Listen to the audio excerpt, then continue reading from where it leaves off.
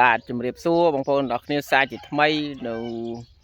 វីដេអូមួយនេះខ្ញុំចង់ចែករំលែកទៅបងប្អូនទាំងគ្នាឲ្យទស្សនាអំពីអ្នកដើមក្រូចខ្នងខ្ញុំនេះគឺជាដើមមៀនបងប្អូនណាបាទនៅរដូវកាលនេះគឺជារដូវកាលសម្រាប់ដើមមៀនគាត់ចាប់ដើមចេញផ្កាយបងប្អូនទាំងគ្នាបាទហើយដើមមៀននេះទៀតសោតក៏ជាប្រភេទដំណាំមួយដែលបងប្អូនគួរតែពិចារណាដាំដែរបាទពីព្រោះថាមៀននៅលើទីផ្សារគឺជាដំណាំមួយមានប្រជាប្រិយភាពជាងគេបងប្អូនណាបាទមានប្រជាប្រិយភាពសម្រាប់ទទួលទានក៏ដូចជាដាក់សែនដង្វាយផ្សេងបាទអញ្ចឹងបងប្អូនមួយចំនួនគាត់អាចមើលរំលងដែរណាបងប្អូនណាបាទជាមួយនឹងដំណាំដើមមៀននេះតែថ្ងៃនេះខ្ញុំលើកយកដើមមៀននេះមកធ្វើជា concept មួយដើម្បីឲ្យបងប្អូនទាំងគ្នាបានទស្សនាដូចជាការចាប់អារម្មណ៍បាទដើមមៀននេះបងប្អូននៅលើទីផ្សារគឺបងប្អូនតែងតែឃើញមានជាច្រើនលក់នៅលើទីផ្សារហើយមានទាំងអស់នោះគឺនាំចូលពីប្រទេសជិតខាង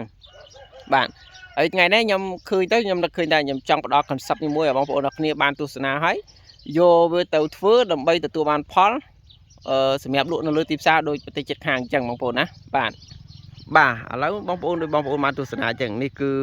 ជារដូវកាលខែ6ហើយមៀននេះគឺ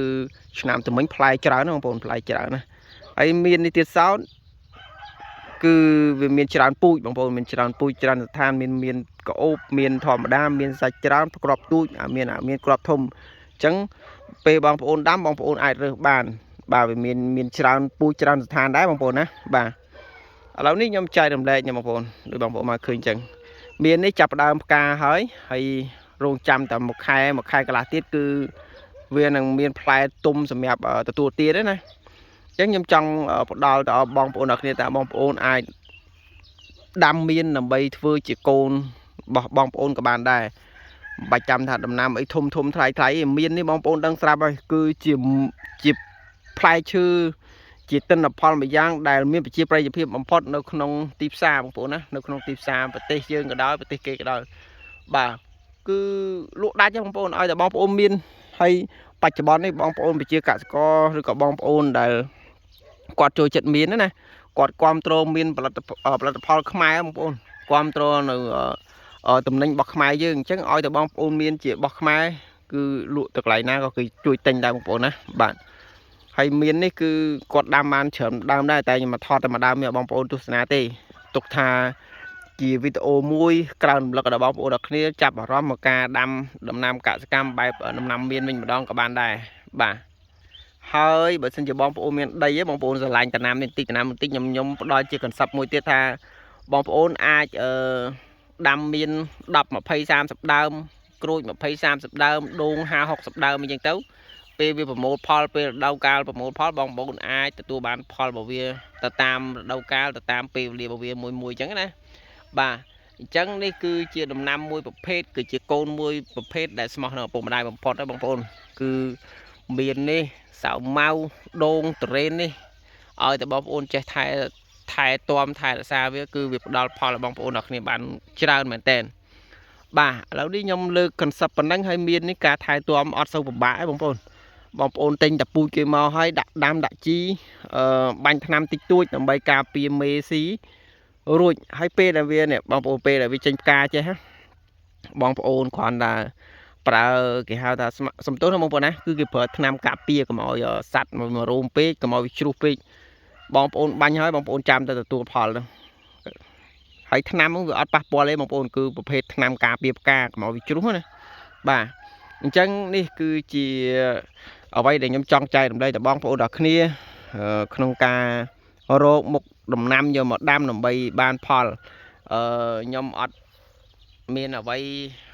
ច្រើនសម្រាប់បងប្អូនទេគ្រាន់តែថាជាបុគ្គលមួយរូបចូលចិត្តបំផុសគំនិតឲ្យគេដាំឲ្យគេធ្វើដើម្បីបានលក់នៅលើទីផ្សារហើយបើសិនជាបងប្អូនមានដីខ្ញុំនិយាយទៀតថាបងប្អូនគួរតែដាំវាគួរតែធ្វើទៅដើម្បីថ្ងៃក្រោយតែ2 3ឆ្នាំផ្លេចខ្លួនបងប្អូននឹងទទួលបានទិន្នផលមកបងប្អូននឹងលែងពិបាកឲ្យថាមួយខែក៏បានមួយឆ្នាំក៏បាន$1000 $2000 $3000អញ្ចឹងណាបាទ$1000 $2000 ឬក៏$10000ទៅតាមទំហំដែលយើងដាំបើយើងដាំច្រើនវាបានច្រើនដាំតិចបានតិចបងប្អូនណាបាទហើយមាននេះទៀតសោតបើតាមខ្ញុំ បាត់ពិសោធន៍ដែលខ្ញុំជីទៅឃើញពេលដែលយើងបេះអស់មួយសាហើយយើងតែងមែកហើយលាស់មកក្រោយផ្កាទៀតអញ្ចឹងមួយឆ្នាំដូចជាឲ្យផលបាន2 3 ដងដែរបើសិនជាយើងចេះថែទាំបានល្អបាទអញ្ចឹងវាមួយឆ្នាំទៅចូលរាប់ម៉ឺនដុល្លារដែរបងប្អូនណាបាទលេខសាយឬក៏ថែទាំលេងក៏បានរាប់ម៉ឺនដុល្លារដែរសម្រាប់ដំណាំមៀននេះអញ្ចឹងជាចុងក្រោយសូមបងប្អូនទាំងគ្នាជួយ follow page ជួយចុច share និង like ឲ្យបេះដូងម្នាក់មួយហងសម្រាប់វីដេអូមួយនេះចាត់ទុកតែជាការលើកទឹកចិត្តដល់ខ្ញុំបាទដែលបានធ្វើវីដេអូទៅដល់បងប្អូនទាំងគ្នាទស្សនាហើយក៏ដូចជាលើកទឹកចិត្តឬក៏ concept ដែលឲ្យបងប្អូនទាំងគ្នាដាំដំណាំកសិកម្មតែបញ្ជាក់បងប្អូនណាពេលបងប្អូនដាំបងប្អូនត្រូវតែយកចិត្តទុកដាក់ថែទាំកុំអាលបាក់ទឹកចិត្តព្រោះមួយឆ្នាំ2 ឆ្នាំដំបូងគឺដំណាំអត់ទាន់ឲ្យផលទេ3 ឆ្នាំទៅ 4 ឆ្នាំមាននេះគឺឲ្យផលហើយបាទអញ្ចឹងហើយបើបងប្អូនដាំបងប្អូនកុំដាំគ្រាប់ណាបងប្អូនយកប្រភេទផ្សាំដើម្បីងាយស្រួលឆាប់អំណោយផលបាទជាចុងក្រោយសូមបងប្អូនទាំងគ្នាជួយទៅ follow ចូលទៅ subscribe channel YouTube របស់ខ្ញុំបាទម្នាក់មួយផងឈ្មោះថា Live Adventure ដែលមានខ្ញុំ logo ខ្ញុំហ្នឹងឈ្មោះខ្ញុំហ្នឹងដាក់ពាក់អាវពណ៌ក្រហមមានរូបដំរីពីក្រោយបងប្អូនណា